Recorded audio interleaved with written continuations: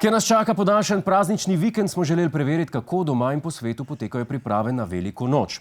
Ko je govor o šunki, se je o tem najboljše posvetovati s Prekmurcem.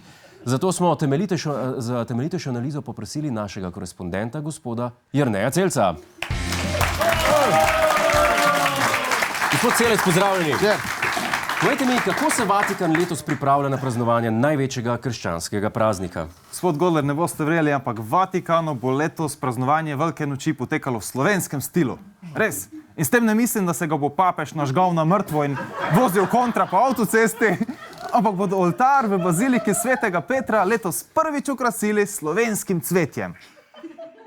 Zdaj, orhideje so bile že uporabljene, vendar prvič slovenske orhideje.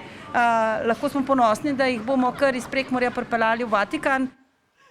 A se samo meni zdi, ali je gospa glihkar naredila priredbo Kreslinovega komada iz Prekmurja Vatikan.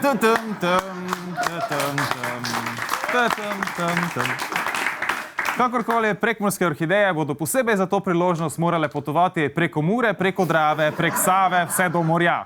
Aranžma pa bo oltar krasil čez celotne praznike, vse dokler ne bodo iz Vatikana sporočili, da so vsi venci vejli.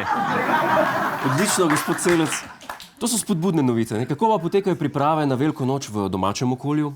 Zanimivo, v Sloveniji pa se je cerkev pred letošnjimi velikonočnimi prazniki organizirala kot še nikoli doslej. Še posebej v Ihanu, kjer je župnik dr. Andrej Marko Poznič v župnijskem listu vernikom celo predlagal, koliko denarja naj med velikonočno mašo prispevajo v nabirko. Medtem ko vas bo v Sloveniji ogled predstave ali koncerta stal dobrih 20 evrov, je on svojo mašo ocenil na 50 evrov.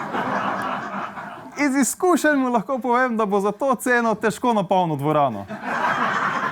Zato predlagam, da ime velikonočne maše spremeni v dr. Andrej Marko Poznič za gosti.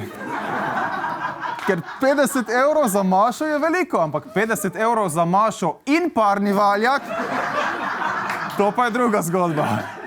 Če pa mu v velikonočnem stilu uspe od mrtvih obuditi še Tošeta Proeskega, lahko mašo iz Ihana preseli kar v Stožice. Zanimivo, gospod Celec. Prezgodaj.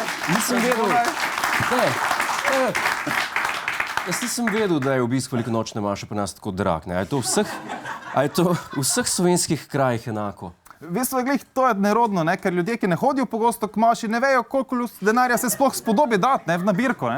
Zato bi bilo fajn, da cerkev, podobno kot kinodvorane, končno na svoja vrata izobesi cenik.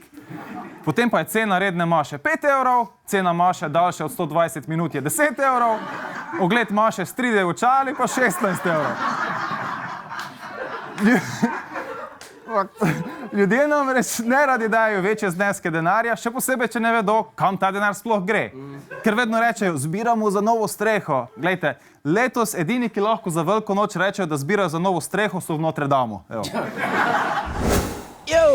To je naš YouTube kanal. Klikni na ta gumb in se naroči, da boš na tekočem. Polajkaj nas tudi na Facebooku in na Twitterju. Pa po pameti!